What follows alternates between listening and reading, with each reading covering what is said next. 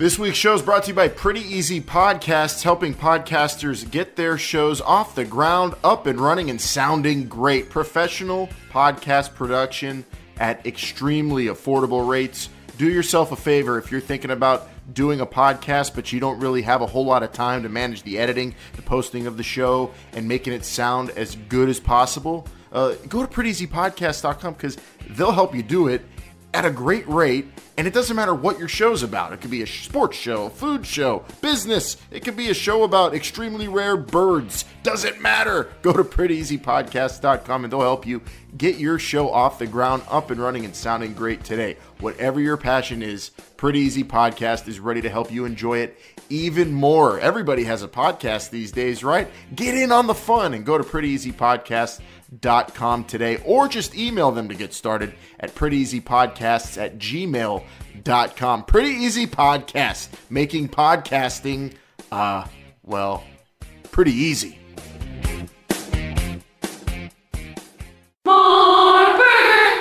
This is the future. This is not the past.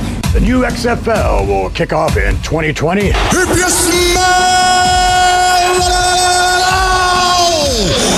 what the XFL is cooking.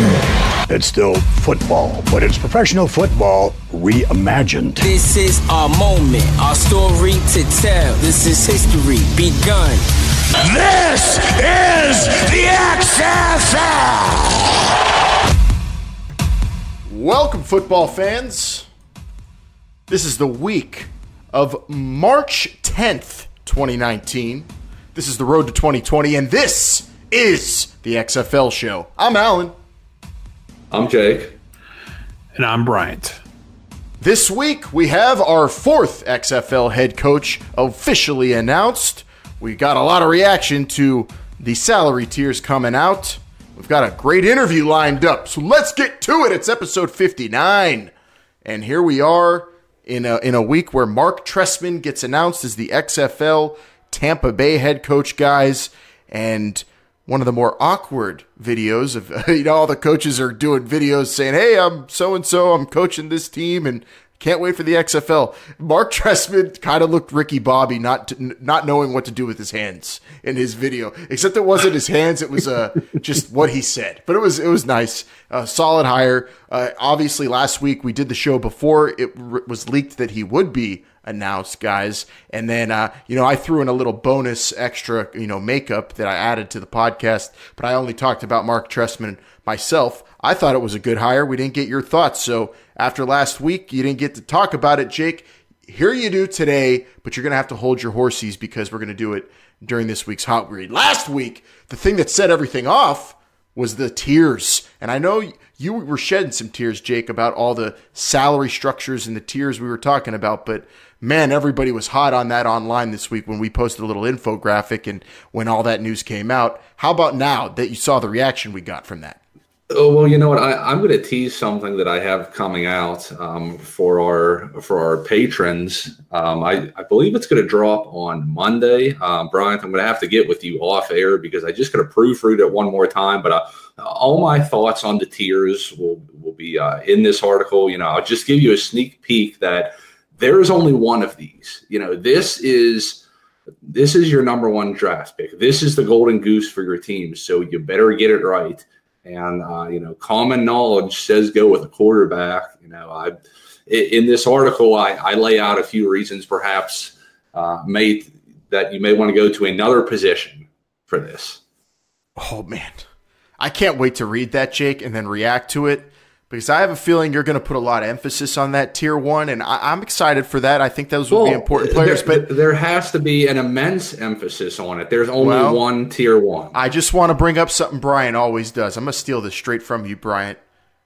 Half the players in the Super Bowl were undrafted. Close. It is players a gamble. in the league. It is a gamble. I botched that, but you get the gist, Jake. It doesn't. You don't have to have a great tier one. I think. I can't wait till we start calling it T1 too. That's going to be really awesome. Oh, the T2s. That's great. Oh, the T2s are what's more. Everybody knows T2s are always better.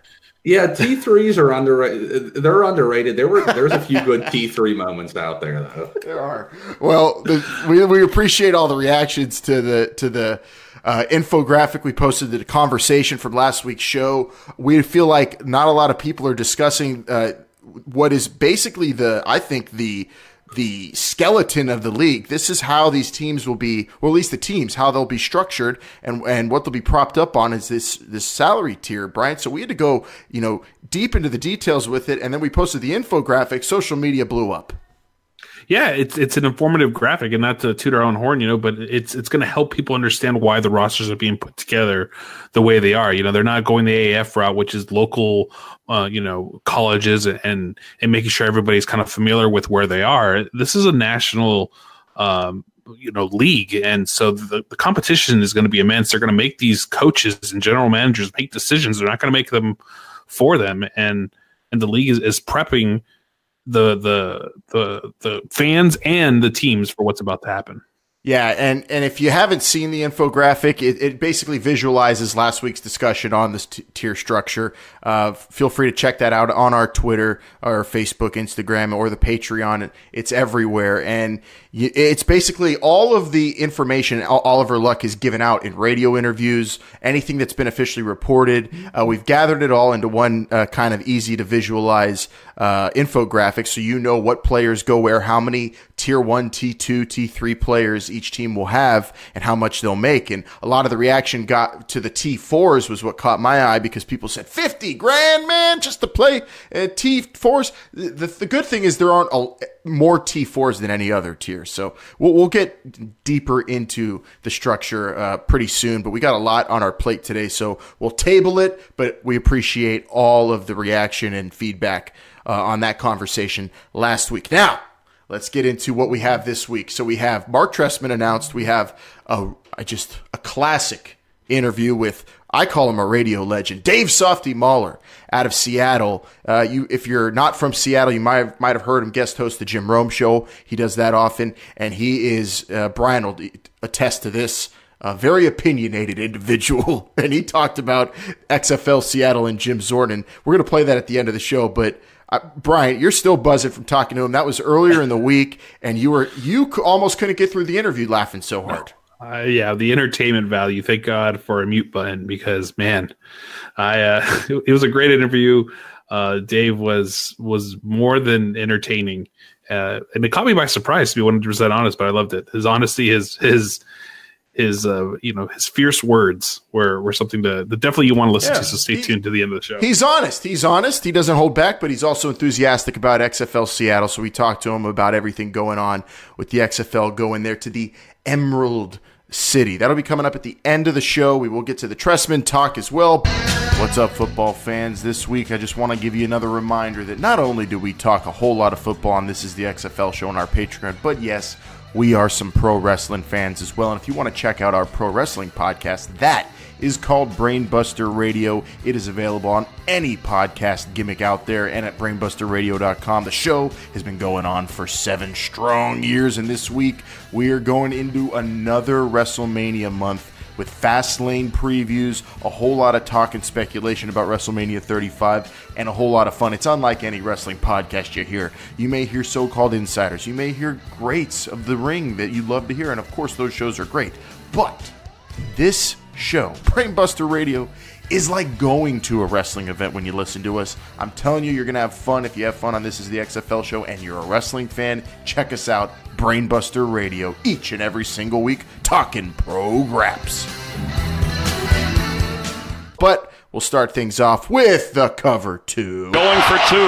Go for 2 and the lead. First thing I want to get into is Oliver Luck doing Tampa Bay radio after the Marc Trestman press conference. Was on WDAE, the sports station there in Tampa, and on WDAE, Oliver Luck kind of once again, he kind of casually says things, and people don't really notice that it's kind of news making and attention not grabbing, attention getting. I got my attention when Oliver Luck said that headset communications. He was postulating on the air, why couldn't not just the quarterback listen to the coach from the sideline? Why not every player on the offense have access to the coach through a headset. So Oliver Luck said that at the spring league at the end of this month, that probably will be tested. All offensive players with headset communications to the coaching staff on the sideline. Imagine how fast the game could go, Jake, if this actually works. Yeah, I mean, you're talking about less stall, more ball. You would never have to huddle up, really, I mean, unless you were trying to burn the clock. Yeah, infinite no huddles. Never, always a muddle. All you do is just go back to your position. Just, you walk to the line of scrimmage, get the play from the coach in your headset, and everybody lines up. I can't wait to see this. It's an ingenious proposal from Oliver Luck. And if you really think about it, I know, Jake, you're not really catching too many of these, but if our listeners are, the AAF games, there are constant delay games. There are constant timeouts in the middle of your games that are because they have a shorter play clock, right? And that's only 35 seconds. We're talking about a 25 to 30 second play clock for the XFL. This solves that, issue of delay games. You have the players listening to the plays, and the quarterback doesn't have to huddle them up. They're on the ball every single second. Now that ball spotter becomes very important in this instance because you don't have to huddle up. That's going to be fascinating. The spring league, I think, is shaping up to be probably the most interesting for a football geek and someone who really is into the rule changes like me. The most interesting stop on the road to 2020 coming up at the end of March into early April.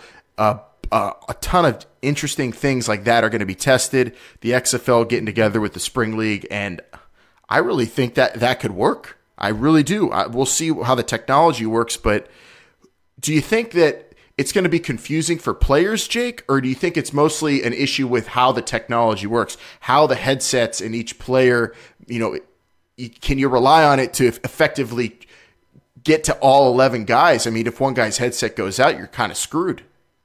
Honestly, I don't think this will ever make it through the regular season. I think a lot of this is just, throwing stuff at the wall and seeing what's going to stick. What?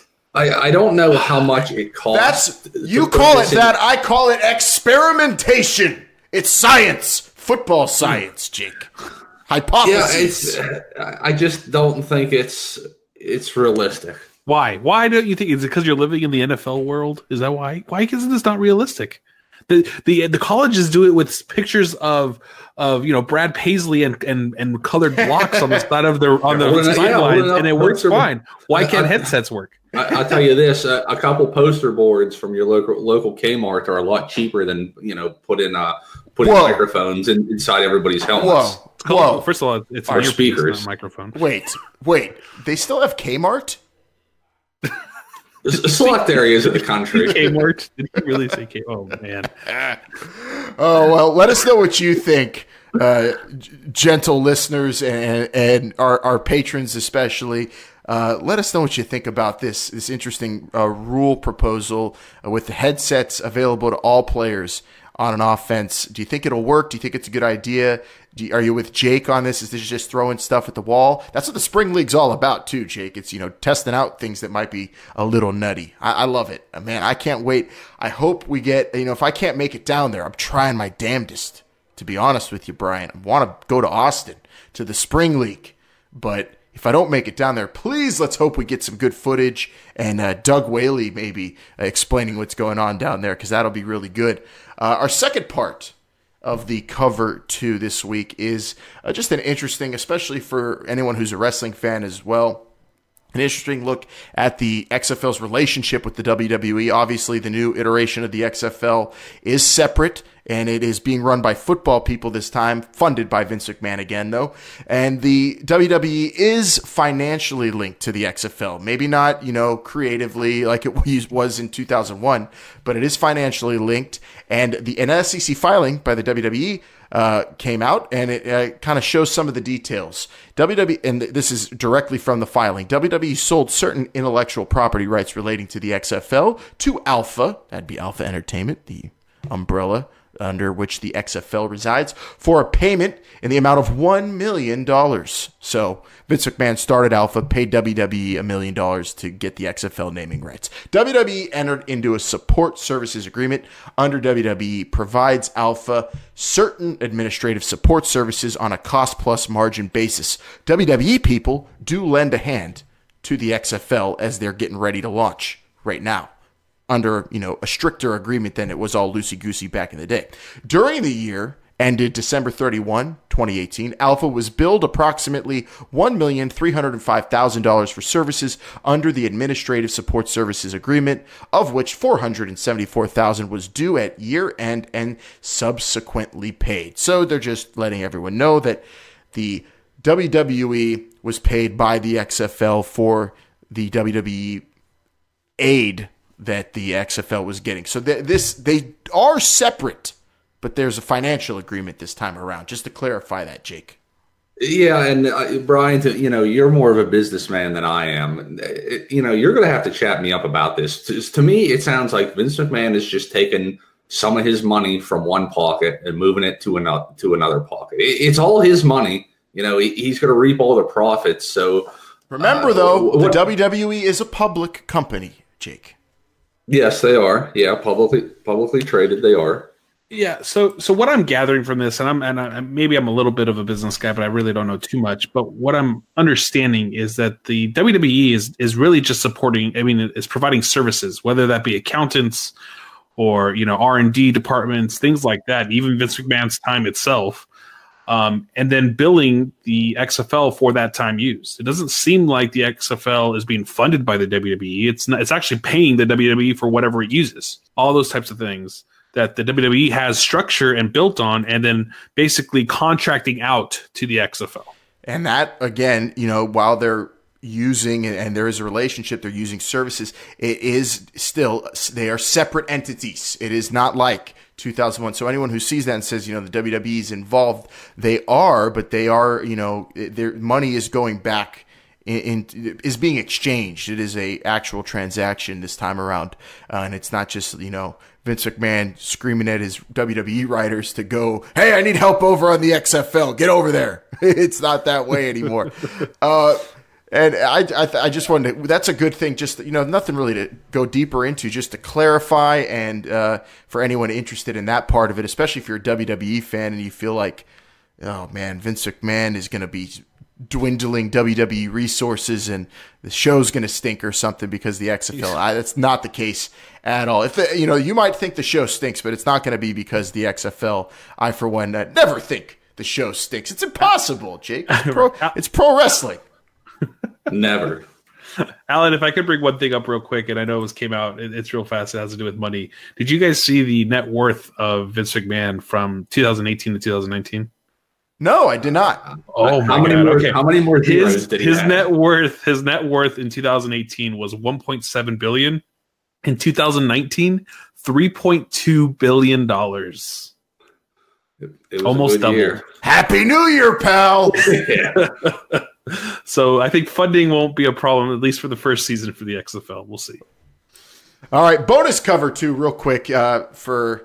The football operations side of things, a hire was made this week as well. Justin King is now the manager for football operations, will be working directly under Doug Whaley. Justin King is a former assistant recruiting coordinator for Penn State, a Pittsburgh native, just like head of football ops, Doug Whaley, and another person added to that staff that'll be working with Sam Schwartzstein and Doug Whaley probably will be down in the spring league. And of course, that is a hire made as the XFL plans on pursuing talent. So we'll see how it works out. Justin King coming from Penn State. Not the biggest fan of that move, Jake, but another Pittsburgh guy for Doug Whaley to have helping him out. I think football operations are really something that the XFL needs to show love to in terms of hires and resources. And in that regard, it's a good hire.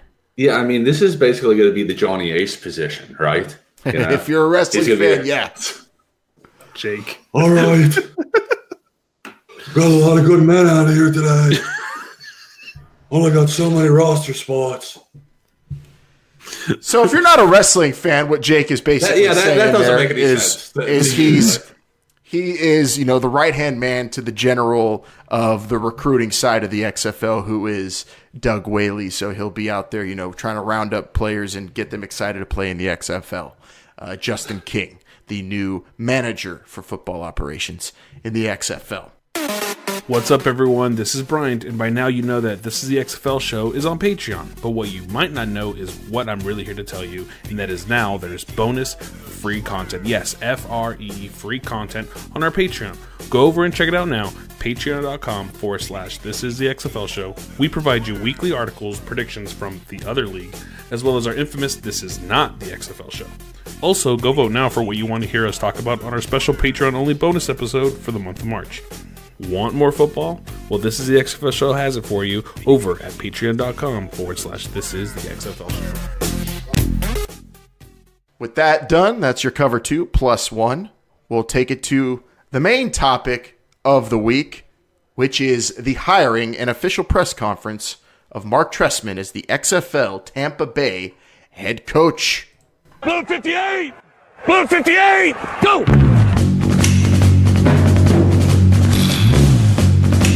Hey, Ric Flair! Ric Flair! Pepper, Clip, Caliber. Motown, happy, jolly, drunk, Buster, Boomer, Tiger. I think he's got a hound too, Rodney, I think. B-19! B-19 Hey, Seattle! Where are you? Mars 83! Omaha! I foresee 2 or 3 things. Number one, we're going to see players who have a desire to play in the NFL. And right here, they're going to have the opportunity to show you that they deserve to be there.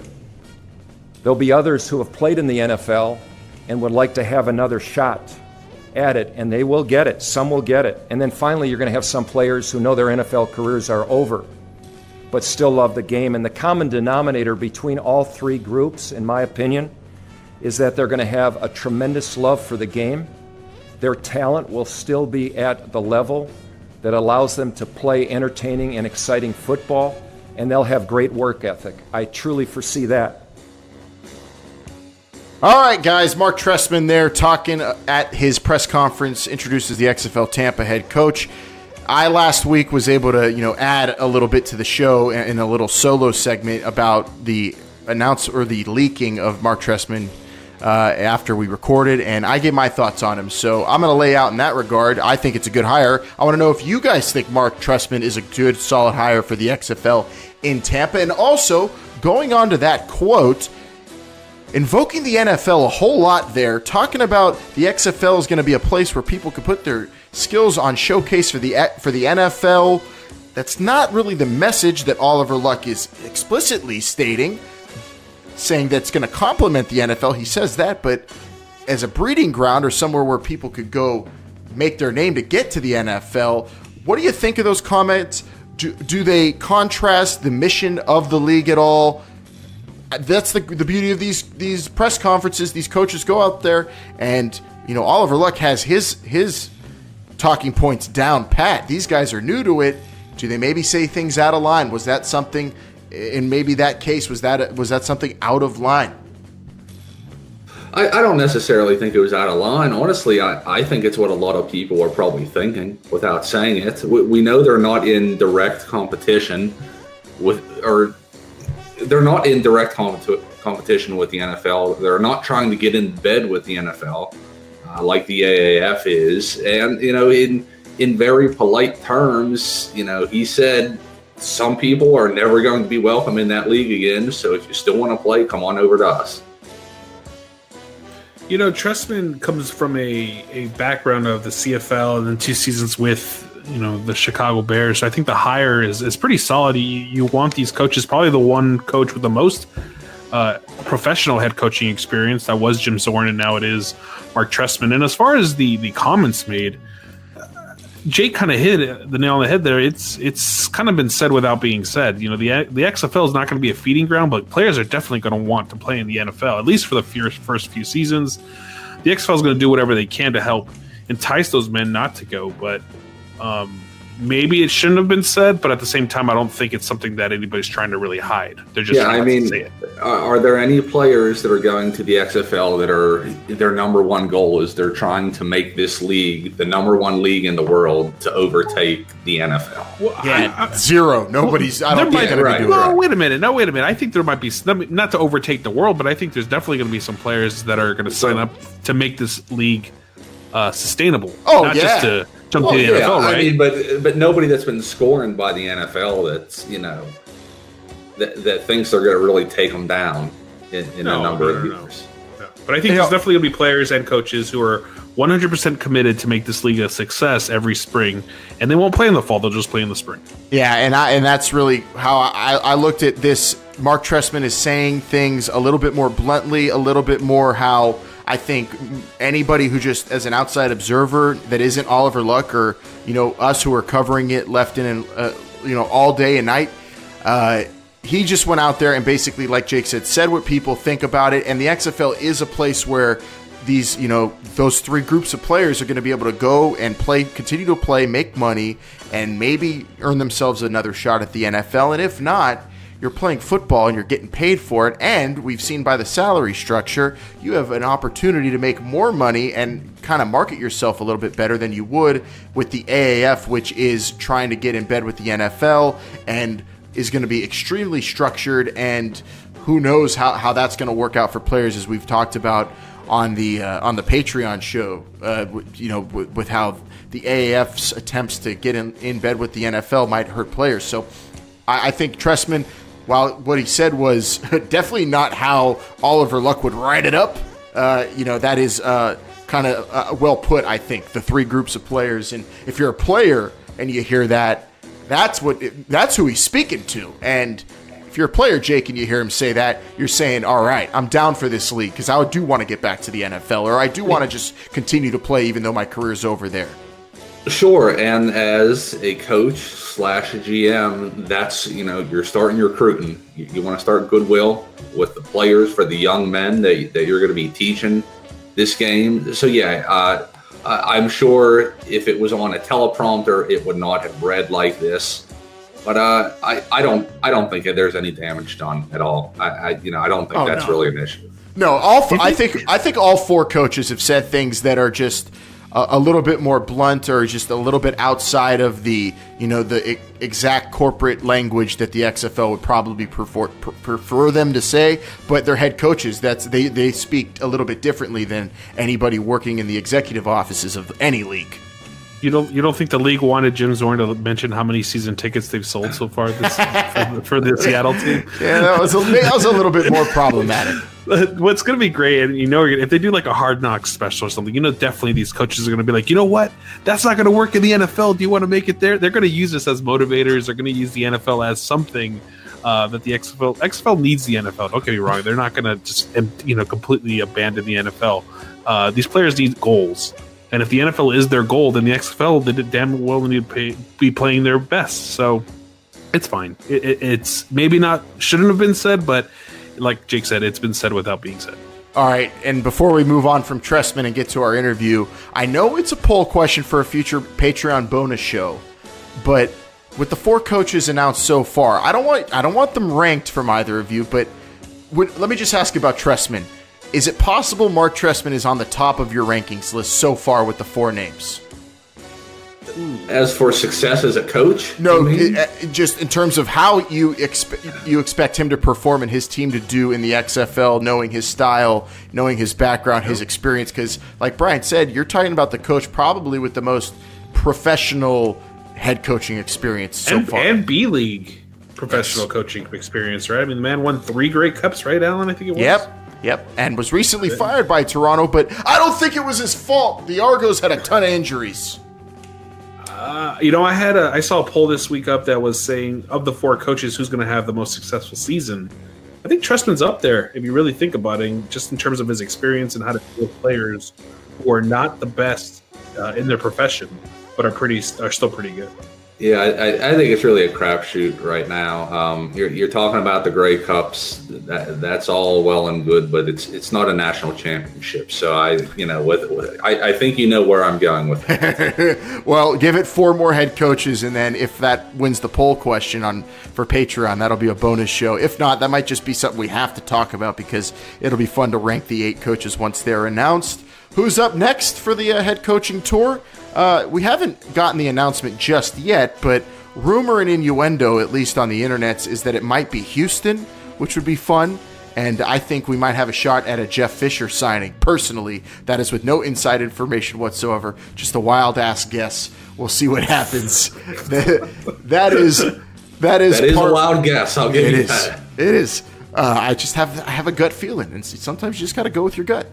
And you know, I'll tell you, someone who speaks from their gut as a terrible segue is our guest today, who's going to be, I guess we'll say, the second part of this week's Hot Read. Early in the week, we released it on Patreon, so if you really want to hear our interviews, especially the ones we do early in a week that ends up on the podcast, we post it right away. But now we're going to put it on the show because it's great, and it's a breakdown of everything XFL Seattle and Jim Zorn. We had local radio legend in Seattle, Dave Softy Mahler. Brian and I spoke with him. Very honest, upfront, hilarious, and insightful conversation about everything that's going into the city of Seattle and the XFL. So without further ado, let's take you there right now, Dave Softy Mahler. Jim Zorn and Seattle, it's kind of a match made in heaven, very much expected for the XFL's team up there. Were you surprised by the hire at all? No, I don't think anybody was surprised at all. I mean, there were rumors for, weeks and weeks and weeks about Jim Zorn getting the job. He was available. We all know him from his days as the quarterback of the Seahawks way back in the day in the 1970s, 40 plus years ago. And he was here with Mike Holmgren for a while, obviously, when Mike was the head coach of the Seahawks. He was a part of that coaching staff that went to the Super Bowl for the first time in 2005. So really just kind of felt like a natural fit. But if you're asking me, was I surprised? I'd be less surprised if a glacier floated up to my front door, okay? I mean, it was the worst-kept secret in America that Jim Zorn was going to be the coach of the XFL team. So, no, not surprised at all. Well, you mentioned the history of Zorn, and it goes way back to the 70s. He's in the Seahawks Ring of Honor. But did he lose any of that luster when he had that coaching stint in Washington, or is he still an icon kind of in Seattle? No, I mean, look, you got to remember that Jim Zorn was the quarterback of this football team in the late 70s, early 80s. So, first of all, half the people that watch Jim Zorn play are dead, for crying out loud. And the other half have no idea who the hell he is because they're all 12, 13 years old. No, I'm kidding. If you're in your 40s like me, you're in your 50s, then you definitely remember Jim Zorn, playing quarterback for the Seahawks, under Jack Patera, packing the Kingdome with 70,000 people for a bad football team. And Jim Zorn was the first guy that really emerged on the map as kind of a hero for, kids around these parts as the first quarterback of the Hawks. So I think he's always going to have that legacy in Seattle. Look, Mike Holmgren went to the Cleveland Browns as the president and had a rough time, but that doesn't take away from his legacy here as the first coach ever of the first Super Bowl team in our town. So I think Jim Zorn still has his legion of fans, but no, whatever happened in Washington stays in Washington. Nobody here cares about the Redskins or what happened out there. That's a non-factor whatsoever. Do you think Zorn's maybe better suited to be a head coach now than he was, 10 years ago when he had that stint in Washington that kind of blew up? And, a lot of people say he lost the locker room. But nowadays, the NFL and football in general is kind of geared towards his strengths, which is, of course, coaching quarterbacks. Well, I would hope he's in a better spot because he's had a lot of lessons. I mean, he was with the Lions. He was with the Redskins. He was with the Seahawks. He was with Minnesota. He spent some time in the Canadian Football League. So if he's not a better fit now to be a head coach than he was 10 years ago, then I don't know what the hell he's been doing the last 10 years because he's had all kinds of different stops and had a chance to work for different owners and with different assistant coaches and with different types of quarterbacks. I mean, he's got all these great names, Trent Dilfer, Matt Hasselbeck, Mike Holmgren, Joe Haskell was an offensive coordinator when Jim was the quarterback's coach here in Seattle. So he's really had a chance, guys, to rub elbows with some pretty big names around the NFL. And he's done a good job of staying in football, whether it's in the XFL, the NFL, the CFL. It just kind of seems like Jim Zorn is the kind of guy that people want to be around. And obviously he's got great relationships with people he's built up over the last 35, 40 years. But I think, he'll be a better coach now because of everything he's gone through. I really believe that. We're talking a lot about Jim Zorn, but really, in theory, it's the XFL coming to Seattle, which should be the big news, at least. Is the buzz there? Is there any buzz? Does it come and go with the different news? Right. How is the buzz out there right now? You want me to tell you the truth, or you want me to lie to you? Which God, one do you want? honest truth. We want the honest truth. You want the truth. Can you guys handle the truth? That's what I want to know. Yes, as far as the buzz for the XFL, there's zero buzz for the XFL. There's no buzz for the XFL at all. I mean, we had Jim Zorn on our radio station a week ago when he took the job. I'm not sure if we've even brought up the XFL since that day. I mean, every now and then we'll talk a little bit about the AAF because it's football, but it's mostly to critique. Nobody's talking about the football that's happening in the AAF. Nobody's talking about the players or the game plans or, the schemes. All of it is about critiquing the AAF and things that we think they can do differently. So when the XFL comes to town in a year from now, call me back and ask me then how much buzz there is. I think it's a good idea because I think people here in this city love football. And I think that they love college football and they love high school football and they love the NFL. So it's a nice experiment to see if they'll love the XFL. But I think I'll say the same thing to you guys that I said about the Alliance on my show, that I think the more players you can get with connections to the NFL, meaning let's have some guys in the XFL that have futures contracts in the NFL. Let's have NFL rosters with a talent pool or a pool of money, whether it's $1 million or $10 million, where they can add maybe 5 or 7 guys over the offseason on top of their 90-man roster that are playing in the Alliance or playing in the XFL. The more you can create a connection between the XFL and the Seahawks or the XFL and the NFL, I think the better off you're going to be. And the more you can take fans behind the scenes, the better off you're going to be. So there really is no buzz right now at all for the XFL, but I'm hoping that changes next year. Yeah, we're ways off, but the announcement comes and then it goes, so that's expected. But when you bring up the players there, Dave, the news came out that the league, they have a tiered salary structure, and they're going to pursue players who get cut from NFL teams and try to lure them into the XFL with the contingency that they don't go and play in the NFL. We know that now, so what kind of players do you expect the XFL to attract, knowing their strategy there? Well, let me just say this, that if the AAF and the XFL are going after some of the same players, which I assume they will, we're talking about 1,000 players every year that get cut from NFL rosters and 1,000+ players that come available at one time, because keep in mind, they've gone away from the 70-man cut down. They go straight from 90 now to 53. So 37 players a team, over 1,000 players will come available at the end of August, the first part of September. So a lot of those guys can sign contracts right away. If a guy like a CJ Prosise, for example, running back out of Notre Dame, who's been with us now for 4 years with the Seahawks, but is always hurt. The guy's missed half as many games as he's played, for crying out loud. That's a name that might be able to resurface with the XFL. Maybe there's a guy like a Jake Heaps, who played quarterback at BYU, is now doing a radio show in Seattle. He was a 3rd, 4th string quarterback on the Seahawks for camp. He gets cut.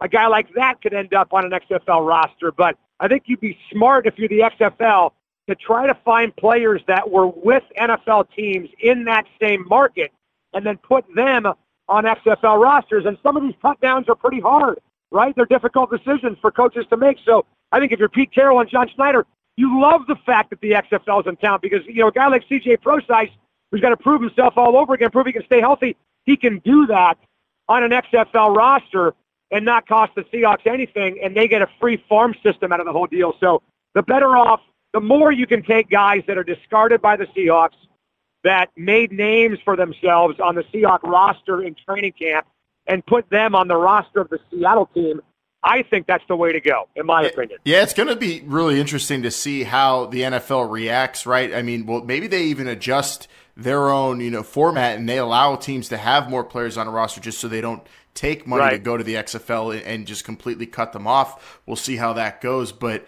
I have a real quick one. What about a quarterback, a rookie quarterback, because they're going to pursue rookies, like a guy like Brett Rippon. Do you think he's kind of like a mid to late round NFL prospect maybe? Do you think he'd be better suited for the XFL? He's probably not going to be the type of guy you're looking for, because I don't think if an NFL team drafts him, and he's on their roster for 5 months from September through January, or 4 months till December, he's not going to get to play in the XFL until February. And if he's a legitimate backup option, I don't know if an NFL team would want that guy taking snaps in the XFL.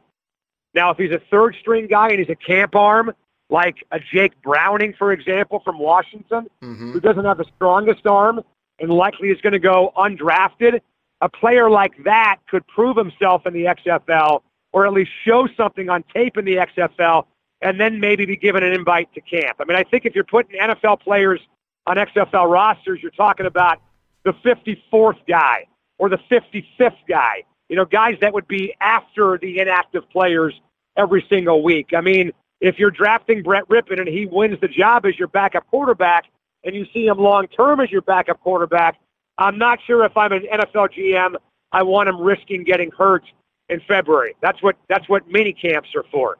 I can work with him in mini camp, but if you do expand the roster and you have a 54, 55th, all the way to 60th guy on your roster, that's the kind of player I could see in the XFL. Guys that, let's face it, players that NFL teams, really in the end it sounds cruel, but don't give a damn if they get hurt. I mean, yeah, that's you put it not lightly, but you're right. That's definitely the players that the XFL probably should pursue. But let's talk a little bit about Seattle as just a sports town, right? Luck seems to be super excited for the market. Does the XFL Seattle end up being the best atmosphere in the league? Does it have that potential? I think it's got a shot for sure. I mean, let's face it, guys. You're talking about, first of all, do we know the months? What's the schedule for the XFL? What month will they start play, and when's the championship game going to be? So they start Sunday after the Super Bowl in 2020, and they go, I think, through the end of April would be the championship game. End of April. Okay, perfect. So here's what you're dealing with in Seattle. College basketball, the Huskies are pretty good right now, but they still haven't gotten a foothold yet, I think, on the entire community. Mostly because you got a bunch of Cougar and Gonzaga lovers in town, too, that follow those teams. So everybody jumps on the Zags wagon, even though they're 300 damn miles away, which drives me freaking crazy. And the Mariners aren't very good. So I think if you're the XFL in February, March, and April, those 3 months, you got a chance to really grab a foothold in this town because there really isn't a lot going on at that time. So I think if you're convenient for people, if you keep tickets affordable, if you put a good product on, if you're family friendly, all the old cliches that we like to hear about how you build a league, if they do all that stuff, I think they got a chance to jump in here because there's a window there for sure. Yeah, there definitely is. The Sounders, take advantage of that as well. They do pretty well in terms of compared to all the other teams in the MLS. Are the Sounders successful because it's soccer and that's really big in Seattle, or is it because it is just pro sports and it's a good quality game? Does that translate to the XFL? I think there's more soccer fans here than you think. I mean, you go back to the 80s when the Sounders played in the old NASL, the old North American Soccer League, and they would put 50,000 people in the Kingdom for a freaking soccer game. So there's a lot of yuppies around here that love soccer, a lot of parents that have kids that play soccer. It's the same kind of person who's into the microbrew, loves going to the bars in Fremont and, watching the EPL on a Sunday morning. So there's a lot of soccer fans here that have been here for a long time, going back to the 80s. So I just think the bottom line is that this town does support a winner, but they've loved soccer for a long time as well. Well, I'll throw this question at you because I have a feeling you're going to have a lot of fun with it. You got a team name that you're hoping for this Seattle franchise? Yes, I do. I'd like to call it the Kraken. You ever see the Clash of the Titans? Yes. I mean, like the first one from back in the 80s. Remember the Kraken, the old sea monster? Release the Kraken. I have this idea for the Kraken for the hockey team, our new hockey team we're getting in 2021, but I don't think they're going to go with the Kraken. So I'd like the XFL team to take over the Kraken, and before every game you have a giant plastic squid that comes out of the tunnel at the clink and shoots ink on the opposing players. Okay, that's the first suggestion I've heard for the Seattle team name I like better than Sasquatches. So I'm for Kraken. You know what? Listen, I'm done with the whole Northwest connection thing. I don't need that anymore. Let's go with the Kraken. It's a badass name. It inspires intimidation and motivation. I want to see the Kraken, the Seattle Kraken. Yeah, if the and NHL... then when they kick the crap out of their opponent, they can say they're cracking the hell out of them. I love it. If the NHL's going to drop the ball, you're right. The XFL should definitely pick that up. I dig it. The Kraken is a pretty good one. It's a genius idea, man. Really It is. All right, man. Well, we appreciate you talking XFL Seattle with us. And, man, that was tremendous. We look forward to talking to you down the road, probably once we kick off in 2020. Anytime, boys. Give me a call. See ya. No punches pulled whatsoever. And, Jim Zorn, he's going to be in a town, I think, that's going to give him support. Even if it's only his family, like he said at his press conference. I don't think he has to worry about that. Sports fans are nuts in Seattle, and I think they do have potential, like he said, Brian, Dave Softy Mahler there. They have potential to be the best atmosphere in the league. I would probably put my money on that town as having the most rockin', I guess San Antonio Commander style atmosphere, if you will. Yeah, that stadium is built. Its acoustics is built to make it seem louder, and I think they take full advantage of that. Oliver Luck and the XFL were smart to get a team in that city, and although Jim Zorn might not be the most flavorful or colorful man in terms of coaching, he's definitely something that city loves, enjoys, and recognizes, and that's really important for the XFL success in Seattle. All right, Jake, you let it out of the bag that Stoops is your favorite coach ever in the XFL. What about Seattle? What about Seattle as the best atmosphere in the league in terms of your expectations? Yeah, it's possible. You talk about that built-in home field advantage, the acoustics of the stadium there. People just have to get behind it. You got to start. It's never too early to start blitzing. And I hope they're not called the Seattle Sasquatches, but maybe that's something that the team can rally behind. Well, if they go with Kraken, like Dave Softy Mahler suggested, I think either that or Sasquatches, and they'll be just fine. Any mythical creature is okay with you, right? Of course, always. I mean, if we get a Bigfoot or a Godzilla or the King Kongs, the New York King Kongs would be pretty rad. Probably got to call the Universal Studios to be able to get the rights. We'll be talking to more local people who cover these are going to be covering these teams or talking about these teams now. Radio people, writers for you, great interviews. They'll be up on our Patreon. Always, we'll include most of them here on the podcast. But Dave Softy Mahler, hilarious stuff there. We appreciate him giving us the time. All right, guys, anything left in you before we get out of this week's show? I'll just plug the Patreon one more time. There's some great free content up there. If you just check that out, patreon.com. Lots of free content. So much free content. Let me try that again. Patreon.com/ this is the XFL show. Alan, you're really excited about it. So I love it. Just listen to his voice. You'll be able to go check out a lot of it over there. Free content, free on the Patreon. There, of course, in order to get the bonus shows and stuff, you give a little bit. But there is free stuff there. You're going to have a big Jake blog coming up. I'm writing for it. Vince is putting up big boards. We're giving you stuff to think about and stuff to visualize, stuff to read and react to. So we appreciate you. At XFL Show to react on any social media, whether it be Twitter, Instagram, Facebook. Of course, you could call in anytime, 724-5654-XFL, and leave us a voicemail to be heard on the program. Shout out this week to Scott and Russ and Will and Joss from the Patreon for giving. We appreciate you. Gentle patrons. Jake, you good? I'm good. He's good. That means we're good to go. And we'll be back next week. Episode 60 next week, man. Flying by. Pretty soon, we say it, we're going to be talking actual football games. I could smell it. I could smell the turf. I could smell Marc Trestman roaming the turf with a bunch of guys he's ready to send to the NFL. All right, let's get out of here.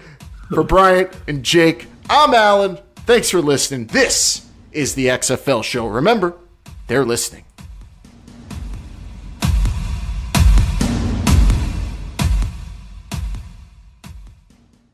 More burger!